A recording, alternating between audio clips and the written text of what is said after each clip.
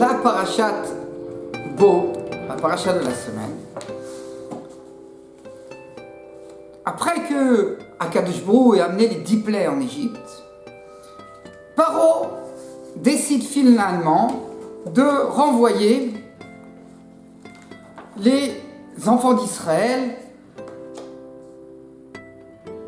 comme l'avait demandé Hachem. Le verset nous dit, dans le paragraphe 12 du Deutéronome, au verset 35 et 36, vous venez Israël, et les Bnei Israël, ils ont fait comme il leur a demandé Moshe.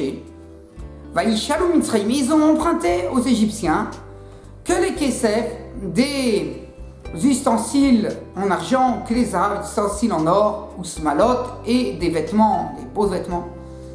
Vachem, et Akadosh Baruch Hu Natan et Trenam Beine Mitzrayim, il a donné la grâce du peuple aux yeux des Égyptiens. Vaïshalom, ils l'auront prêté, main ouverte, Vaïnatzlo et Mitzrayim, et ils ont vidé l'Égypte. Le Rashi nous dit que ce que le verset vient répéter, que les Égyptiens ont effectivement prêté aux Béni Israël qui sortaient d'Égypte, aux enfants d'Israël qui sortaient d'Égypte, même ce qu'ils ne demandaient pas, les Égyptiens leur prêtaient. Attends, Merra, toi tu dis, tu veux un objet, Tol Shnaim Veler, prends 2 et pars. Donc on voit, a priori, selon ce verset, que ce que les Bnei Israël ils ont emprunté des Égyptiens, c'était avec l'accord des Égyptiens. On a cependant un autre verset dans la plaie de l'obscurité totale qui est tombée, c'est la 9e plaie qui est tombée sur l'Égypte. Alors, il y a marqué il y a eu l'obscurité totale dans le pays d'Égypte pendant 3 jours. Et au verset 23, c'est le paragraphe 10, au verset 23, où le rôle de l'Israël et tous les enfants d'Israël, eux, ils voyaient. L'obscurité, elle était que pour les Égyptiens. Les bénis Israël, eux, ils n'avaient pas de problème. Rashi nous dit, au passouk 22, quand il y avait l'obscurité, les bénis Israël, ils sont rentrés dans les maisons des Égyptiens, ils ont vu quels objets ils avaient. Et quand ils sont sortis, et ils disaient, tiens, prête-nous tel et tel objet. Et l'Égyptien, il répondait, moi, j'ai pas des choses pareilles, moi, des objets aussi chers, je sais pas. En Merlot, le juif lui disait, ouais, je l'ai vu, il est dans ta maison, il est à tel endroit, il est. Et donc l'Égyptien, il lui prêtait à contre-gré son objet. Donc on voit ici que même ils ont pris des objets à contre-gré. En fait, il y a un enseignement dans le traité de Brarot qui dit que c'était, quand les Juifs ils ont emprunté aux Égyptiens, il dit que c'était Bal Koram, que c'était contre leur gré. Alors, il y a 2 mimras. Il y en a qui disent que c'est contre leur gré des Israël parce qu'il y avait tellement d'objets, il fallait transporter. Ça leur donnait une grande difficulté, une grande peine de tout transporter sur les ânes qu'ils avaient pris d'Égypte. Alors, ils ne voulaient pas. Malgré tout, ils ont écouté ce qu'il a dit Moshe et ils ont fait. Et il y a un autre avis qui dit non, c'était contre le gré des Égyptiens. Et comme ce qu'on vient de voir dans la plaie de Rocher, que quand l'Égyptien ne voulait pas lui dire, il dit non, si, tu as. Et donc, ils ont pris de force. Ils ont emprunté. Après, ils n'ont pas rendu. Alors, si on va vouloir dire que les Bnei Israël, c'est pas joli ce qu'ils ont fait, ils ont volé, ils ont trouvé un argument pour voler les Égyptiens. Alors, on a une Gemara dans Sanhedrin. La Gemara, elle est dans le 11e chapitre du traité de Sanhedrin, des lois du Sanhedrin, donc des lois du grand tribunal juif de 71. Et à la page 91, on nous rapporte un enseignement, Razal. Alors, il y a deux. Dans le deuxième enseignement, on nous rapporte comme ça. On nous dit, il y a une histoire que les Égyptiens qui habitaient en Eretz Israël, ils sont venus faire un procès aux Juifs devant Alexandre le Grand. Amroulo, quand Alexandre le Grand il est arrivé dans les différents voyages qu'il a fait pour conquérir le monde, il est arrivé en Eretz Israël. Alors ils sont venus les Égyptiens devant lui, ils lui ont dit Réou en mer, voilà ce qui est dit dans la Torah des Juifs. Vachem Natan et Ren Aham Beiné Mitzraïm, à quel jour il a donné la grâce du peuple juif aux yeux des Égyptiens. Vaïchelon. Et ils leur ont prêté, qui est les Kesef, c'est comme ça, c'est marqué dans le verset précédent, ils leur ont prêté des ustensiles d'or et d'argent. Donc ils leur ont prêté beaucoup, et comme c'était un prêt, puisque c'est un prêt, on doit rendre. On n'a pas trouvé que dans la Torah qu'ils ont rendu, ils ont tout pris pour eux. Tenons là, nous, Kesef, Vezav, Shenataltem, Mimenu. Ils ont dit, nous, comme on est des descendants, rendez-nous l'argent et l'or que vous avez pris du peuple égyptien au moment où vous êtes sortis d'Égypte. Amar Gevia ben Pessissa les Rachamim, il a dit, Gevia ben Pessissa, un grand sadique de l'époque, aux sages de son époque, tenons les réchoutes, donnez-moi la permission, ve'eler, et je vais aller, ve'adonimaem, et je vais exposer les arguments du peuple juif face aux Égyptiens devant Alexandre le Grand. Alors, il a été.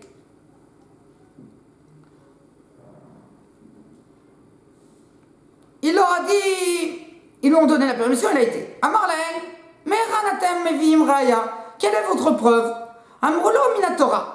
Nous, on apporte la preuve de la Torah. Donc, on s'appuie sur la Torah, sur votre Torah à vous. Amarlen, il leur dit, Afani lo avilaem larem raya et la Torah. Moi aussi, je vais vous apporter une preuve de la Torah. Chez Nehemar, parce qu'il est dit, ou Moshav ne Israël, le jour, la période qu'a séjourné les Bnei Israël, Asher Yashvu Mitzrayim, qui ont habité en Égypte, étaient en Égypte jusqu'à la sortie d'Égypte, Shloshim Shana, Varba Meot Shana. 430 ans. On était 430 ans en Égypte. Tenez-nous la Nusra Ravoda. Donnez-nous le salaire du travail chez Shishim Ribo. On est sorti 600 000. Donc on était 600 000 en Égypte. Chez Shibatem Mitzrayim, que vous avez asservi contre leur gré pendant 430 ans en Égypte. Alors en fait, bon, si on regarde les années qu'il y a véritablement eu l'asservissement, parce qu'à l'époque où ils sont arrivés avec Yaakov Avinu, Yosef, etc., on enlève des années, puisque à ce moment-là, ils n'étaient pas asservis.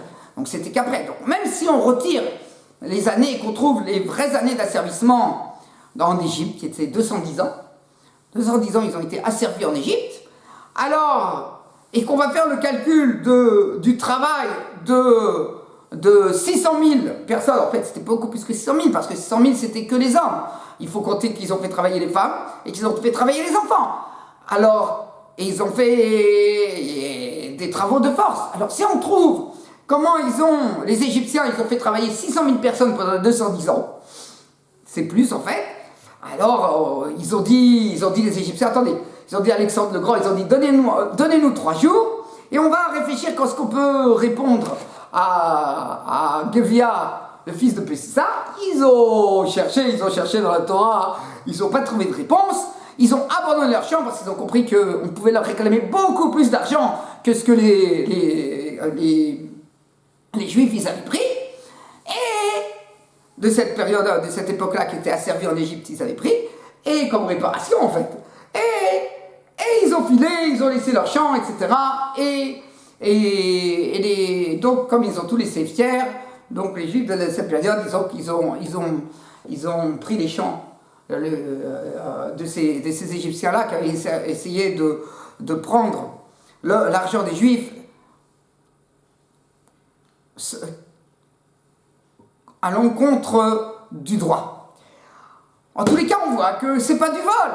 Ils pouvaient réclamer, les Juifs, ils pouvaient réclamer cet argent des Égyptiens. Alors pourquoi en fait dans la Torah ils ont fait de cette façon-là, qu'ils ont emprunté? Pourquoi Akadosh Baruch Hu il a demandé d'emprunter? En fait, c'est Akadosh Baruch Hu il avait déjà dit à Avraham Avinu, au moment de ce qu'on appelle la Brit Ben Ametarim, l'accord quand il y a eu l'accord avec Avraham Avinu où il y a eu à un moment donné des sacrifices, et il y a eu un accord, il y a eu un acte, un pacte qui a été créé qui a été signé entre Avraham Avinu et Akadosh Baruch Hu, que on serait esclaves 400 ans dans un pays qui ne sera pas eux, et ensuite ils sortiront avec beaucoup d'argent. Pourquoi? Parce que Akadosh Baruch Hu il a été mefaïès, et Akadosh Baruch Hu il a dit bon, je vous ai fait souffrir, maintenant je vous donne ce qui vous vient de droit. En plus, comme les Égyptiens ils ont fait quelque chose qui a été bien au-delà de ce qu'ils auraient dû faire. L'asservissement était beaucoup plus dur. Ils ont tué de manière ignoble beaucoup de Juifs, comme ça a compté dans les Midrashim. Alors cet argent, déjà le tribunal céleste l'avait donné aux Juifs. Mais Akadosh Baruch Hu il a voulu que ça soit donné comme si c'était un emprunt. Ensuite, quand ils avaient vidé l'Égypte, quand Paro il a poursuivi les Juifs dans la mer, alors il a ouvert tous ces trésors de la royauté d'Égypte. Il a tout donné, ils ont orné les chevaux et les chars et les soldats. Ils sont partis pour aller tuer les Juifs devant la mer Rouge. Et alors il a fendu la mer, tout le monde est rentré dans la mer, les Égyptiens sont aussi rentrés dans la mer. Et ensuite, il a ramené la mer, ils ont noyé tous les Égyptiens. Et ce qu'ils ont récupéré sur les chevaux, c'était encore plus grand. Donc on va voir que cet argent-là, il avait décidé qu'il revenait au peuple d'Israël à cause de l'asservissement de manière insupportable que les Égyptiens avaient fait sur les Juifs. Alors on peut se demander pourquoi ils ont fait comme ça. Pourquoi ils ont emprunté. Alors en fait, on sait qu'il y a un interdit de voler le prochain, même un goy, c'est interdit de voler un non-juif, et c'est interdit de voler aussi l'esprit de non-juif, de le rouler, c'est interdit.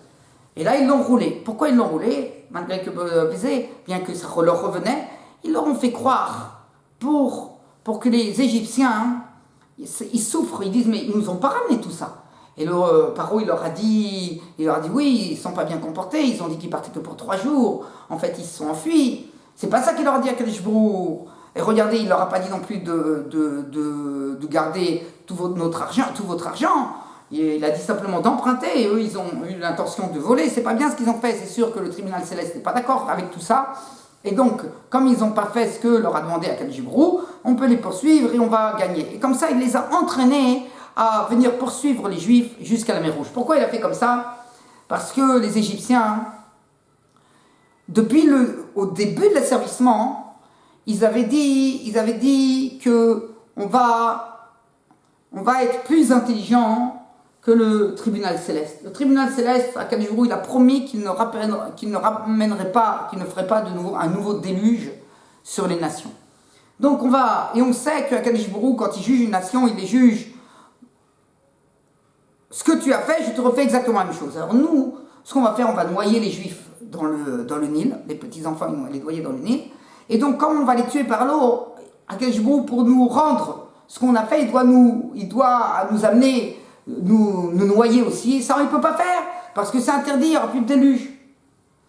Qu'est-ce qu'il a fait Akadosh Baruch Hu? Il a entraîné les Égyptiens à venir dans la mer, il a ouvert la mer, ils sont venus dedans et il les a noyés dans la mer.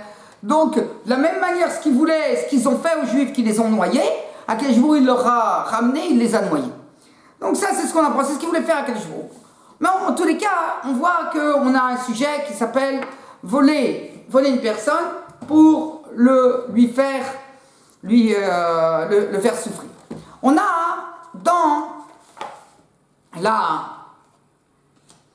le Rambam, dans les lois qui concernent le vol. Alors, au premier paragraphe des lois qui concernent le vol le vol dans une maison sans que les propriétaires voient. Il y a deux types de vols. Il y a Gneva, il y a un vol que la personne, pour voler, le voleur, il se cache. Il vole en cachette. Ça s'appelle une Gneva.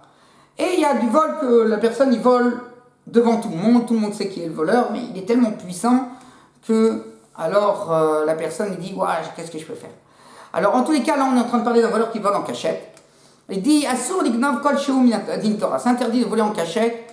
Ce ne serait-ce même que 10 centimes, 10 cents, 5 cents, 1 cent, min Torah. C'est interdit. Assur, et c'est interdit aussi, lignov, de voler derrière Srock pour rigoler. Oh, ça veut dire qu'on rigole et je lui vole et ensuite je vais lui rendre pour rigoler. On va bien s'amuser entre eux. Un petit jeu comme ça. Au lignov almenat larzir, ou bien voler pour rendre à la personne. Au almenat leshalem, ou bien il y a une loi qui dit que quelqu'un qui vole en cachette, il se fait prendre par le tribunal, il y a des témoins, il se fait prendre par le tribunal, il doit rembourser ce qu'il a volé et il doit donner en plus une amende de rembourser le double. Ça veut dire qu'il doit donner 2 fois la somme. Alors, ils disent ici, il y avait une personne, il voulait faire un don à un de ses proches. Reuven, il voulait faire un don à Shimon.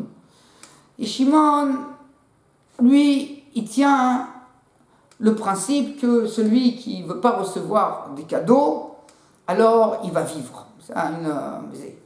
Ne pas recevoir des cadeaux, tant qu'il ne veut pas recevoir les cadeaux de son proche, il voit, il est pauvre. Moi, je vais lui donner un cadeau, il ne veut pas prendre de moi. Comment je fais? Je vais lui voler une somme d'argent et il va m'amener au tribunal et je vais devoir lui donner le double de la somme. Et donc, le double, moi, depuis le départ, je ne voulais pas le voler. Je ne voulais pas lui prendre cette somme. Cette somme, je vais le rendre. Mais ce que je voulais lui donner, si c'est la somme correspondante, qui est le double, je vais lui donner en cadeau. Il ne voulait pas la prendre, je vais lui donner comme ça que lui, ça ne va pas le gêner de la prendre. Il va dire, t'es un voleur, etc. Alors, c'est pas vraiment que je voulais le voler, c'était ça, j'ai utilisé la loi de la Torah pour pouvoir lui donner sans qu'il va me dire non. Alors ça, moi aussi, c'est interdit. Pourquoi? Le Rambam nous explique, chez lo yargi latzmo beka, que de telle manière que la personne ne s'habitue pas à faire une chose pareille. Alors, c'est quoi voler pour rendre? Alors le Beth Yosef, il explique dans le Rambam que il vole pour faire souffrir la personne et après il va lui rendre. Donc en fait il vole pour rendre et ce qui l'intéresse c'est le temps où cet argent va avoir disparu de la maison de son ennemi. Alors, celui-là, ça va lui faire des souffrances, il va avoir mal au ventre. Où il est passé? Où est mon argent? Oh là là, j'ai perdu une grosse somme d'argent, etc. Et c'est ce qu'il voulait obtenir. Il voulait obtenir que l'autre, il est mal au ventre. Il est mal au ventre. Ah, tu vas voir, tu m'as fait des ennuis, et moi je vais aussi. Ben, c'est pas beau, alors on voit que c'est interdit. C'est interdit. D'où on apprend ça dans la Gemara. Alors, avant de voir la Gemara, on revient. Puisque le Rambam, il dit que tous ces vols-là, le vol pour pouvoir donner en fait un cadeau à son prochain. Donc je vole de telle manière que je rembourse le double afin de lui donner ce double-là à mon ami. Ou bien je vole pour m'amuser. Ou bien je vole pour le faire souffrir. C'est interdit. Pourquoi c'est interdit? C'est interdit pour qu'ils ne prennent pas l'habitude de voler. Ça veut dire que on a l'impression des mots du Rambam que le vol dans la Torah c'est interdit que de la Torah que quand ils volent pour utiliser l'argent pour lui. Et on va l'attraper de ça. Mais si le but de son vol, c'est pas pour utiliser cet argent il va rester posé à un endroit, il va pas l'utiliser, il va le rendre, il va le rendre. Alors, et que tout le but du vol, c'est pour une raison annexe, il veut s'amuser, il veut faire un cadeau, donc ça c'est pour le bien du deuxième. Ou c'est pour faire souffrir la personne à qui il vole, mais pas pour lui prendre son argent, aller l'utiliser. Alors, ça a l'air que c'est pas interdit de la Torah, c'est interdit des rabbanan, ce qu'on appelle les rabbanan, les rabbins, ils ont interdit ça, parce que, les sages, ils ont interdit ça, parce que ça habitue la personne à voler. Et ensuite, il va vraiment voler. Donc non, ils ont interdit. Comme ça, il semblerait de ce qui est marqué ici dans le Rambam. Mais en fait, c'est difficile. C'est difficile. Pourquoi c'est difficile? Parce que on a une mara dans le traité Baba Metzia. C'est des règles qui parlent de toutes les lois entre une personne et son prochain, et qui parlent plus des problèmes de vol et voilà, les problèmes d'emprunt, les héritages, c'est Baba Batra, etc. Et alors, on a la page 61 au recto, la Gemara nous dit comme ça. Amar Rava, il nous dit Rava, pourquoi la Gemara, la Torah, pourquoi la Torah, elle a marqué ce qu'on appelle un lave, c'est un issour, tu ne feras pas. Elle a écrit un lave dans Ribit, dans le fait que quand on donne un emprunt avec des intérêts. Pourquoi? Et prendre les intérêts, c'est prendre plus que ce qu'on a donné. Alors, c'est interdit de la Torah. Lave, Begezel, on a un interdit de voler aussi, l'otixol, tu ne voleras pas. Et un lave, on a un lave aussi, beona, c'est la personne, dans le fait quand il vend des ustensiles à son prochain, et il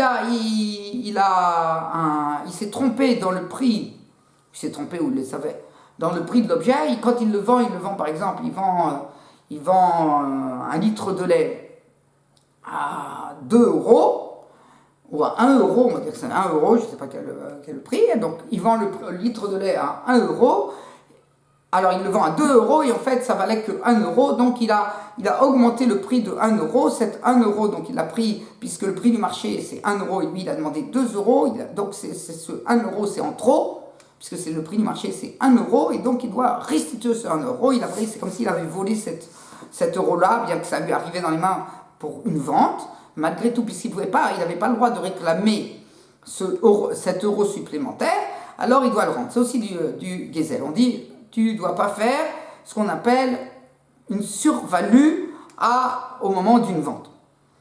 Tu n'as pas le droit. Comme ça, c'est marqué aussi dans la Torah, on n'a pas le droit de faire honneur. Alors,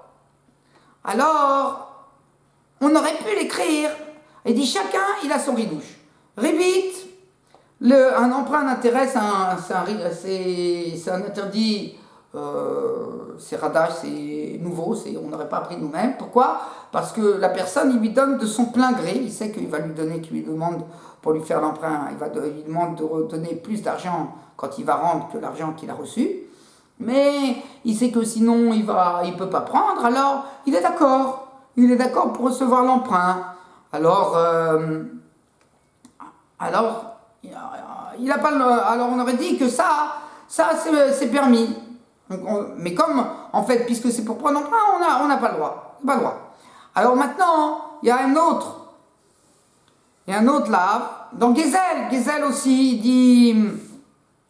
il dit, Gezel, on l'apprend parce que il le prend de force.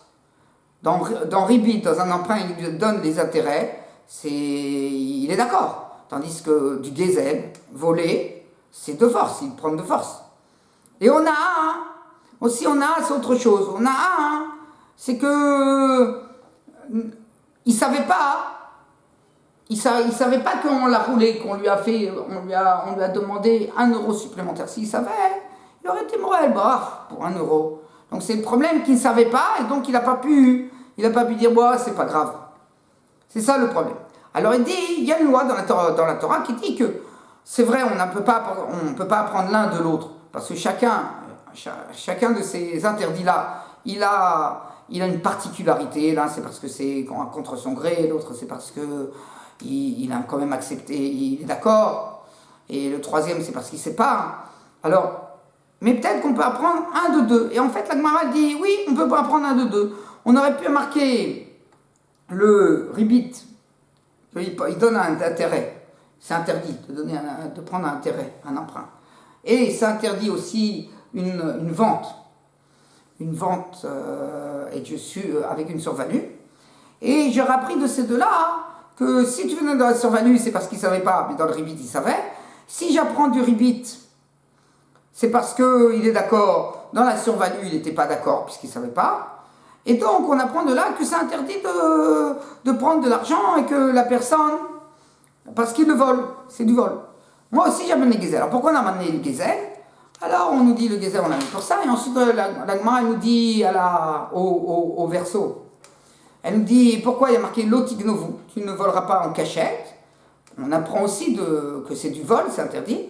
Alors la Gemara nous dit, comme il a enseigné dans l'enseignement des sages, l'otignov almenat le mikat. Tu ne voleras pas pour le mikat, pour faire souffrir ton prochain.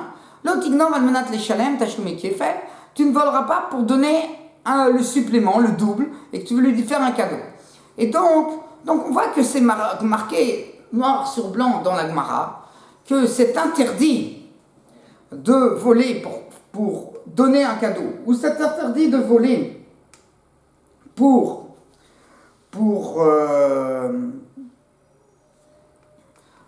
faire souffrir le prochain, c'est un interdit de la Torah. C'est pour ça que la Torah, elle a redit l'antignovu, parce qu'on n'avait pas besoin d'apprendre cela, tu ne voleras pas en cachette. On savait déjà que c'est interdit de voler. Dès que la Torah, elle a marqué que c'est interdit de prendre du ribit, et que c'est interdit de prendre du ribit, donc de prendre des intérêts, et c'est interdit de faire une survalue, on a appris aussi que toutes les sortes de vols, c'est interdit. Pourquoi la Torah, elle a reprécisé que c'est interdit de voler en cachette? On le savait déjà, on le comprend. Pourquoi? Alors on dit, c'est pour nous apprendre qu'il y a un vol en cachette que je n'aurais pas appris. Lequel? Celui pour faire souffrir, que je n'aime pas pour prendre l'argent. C'est pas l'argent qui m'intéresse, l'argent je vais le rendre. C'est pour le faire souffrir, c'est pour rigoler, c'est pour lui donner un cadeau. Ah ben c'est interdit. On a dans tous ces vols, puisque tu fais l'action de voleur, tu en transgresses un interdit de la Torah. Donc, quand on vient selon cette Mara, elle est contre le Rambam qui a dit que pourquoi on n'a pas le droit de voler pour s'amuser, on n'a pas le droit de voler pour donner un cadeau, on n'a pas le droit de voler pour faire souffrir, c'est simplement pour qu'ils ne s'habituent pas à voler. On a l'impression que ce n'est pas de la Torah, ça ne vient pas de la Torah. Et là, la Torah, on voit que c'est un interdit de la Torah. Comment on peut comprendre? Alors en fait, on a le Rem Mishneh. Le Rem Mishneh vient nous expliquer ici que, en fait, cette Mara, ça s'appelle ce qu'on appelle une Asmarta. Ça veut dire que c'est pas un digne Torah ici, ce qu'elle dit cette Mara, c'est un digne de Rabbin. Pourquoi? Malgré que, en fait, la manière dont on apprend le procédé dont on apprend que le vol il est interdit à partir de l'interdit d'emprunter un intérêt et l'interdit de faire une survalue sur une vente, alors cette façon d'apprendre est une façon d'apprendre de la Torah, donc normalement tout devrait être interdit min Torah, mais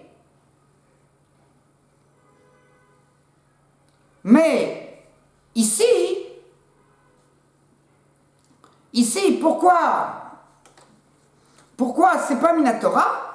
Parce qu'on est, les Tosfot, ils ont dit qu'on ne peut pas apprendre un lave, un interdit qui s'appelle un lave, que la Torah a dit l'eau. Un assez on peut apprendre, mais un lave où il y a marqué l'eau, on ne peut pas apprendre d'un autre lave où il y a marqué l'eau, puisque quand il y a marqué tu ne feras pas ça, la personne qui fait ça, il est digne ensuite d'une sanction de recevoir à l'époque où il y avait le Sanhedrin et c'était organisé autrement, il y avait le temple, il y avait le roi et on voyait la présence divine dans les yeux. Alors la Torah elle avait dit qu'il y a une sanction qu'une personne qui vole, il transgresse un interdit qu'Akadosh Baruch Hu il a donné, alors il est digne de coup. Maintenant c'est plus comme ça, puisqu'on est en période où Akadosh Baruch Hu il se cache, et donc c'est sûr que la gravité, on n'a pas la gravité de sanctions pareilles.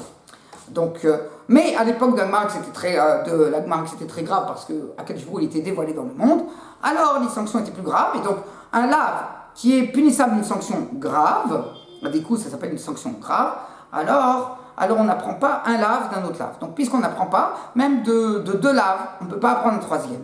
Donc on a besoin de le marquer si on veut dire que c'est une faute qui est sanctionnable de manière sévère, alors on est obligé de l'écrire en toutes lettres dans la Torah. Si elle n'est pas écrite dans toutes lettres de la Torah, elle ne peut pas apprendre des autres. Malgré qu'elle pourrait apprendre, qu'on comprend que c'est logique, mais mais puisque cette logique, elle va m'amener que me dire que cette faute, c'est aussi une faute grave, ça, on ne peut pas apprendre. De la logique, ça ne suffit pas. Il faut que Akadosh Baruch Hu, il est marqué dans la Torah que ça, c'est aussi une faute grave qui est sanctionnable comme ça et comme ça. Donc, comme ça, il veut dire le Levem Mishneh. On peut dire autrement, c'est que peut-être cette façon, cette logique-là, selon le Rambam, dans le Sefer HaMitzvot, ces logiques-là, elle ne nous apprend pas des interdits de la Torah, tant que ce n'est pas marqué dans la Gemara que c'est un Issur Torah. Donc comme là, ce n'est pas vraiment marqué que c'est un Issur Torah, donc on peut dire que c'est ce qu'on appelle une Asmarta. C'est simplement, on a voulu, pour nous donner une gravité supplémentaire. C'est un interdit des Rabbanan, toujours comme il a dit le Rambam, simplement pour pas s'habituer à voler. Mais c'est que l'interdit des rabbiniques. Mais cet interdit rabbinique, pour lui donner une importance aux yeux des gens, ils ont augmenté sa gravité en disant que c'est ça qui est marqué dans la Torah. Donc les gens, en entendant ça, que c'est ça qui est marqué dans la Torah, donc ça prend une gravité, et ils ne vont pas saisir cette histoire. Parce qu'aux yeux des gens, voler pour s'amuser, voler pour donner un cadeau, ou voler parce que je vais le faire un peu souffrir, ensuite je vais lui rendre, c'est pas grave. Donc si j'avais pas, les rabbins, ils n'avaient pas dit que cet interdit, c'est ça qui est marqué dans la Torah, alors les gens, ils n'auraient pas pris en compte, et ils auraient continué à faire des choses pareilles. Shabbat Shalom Mevorach.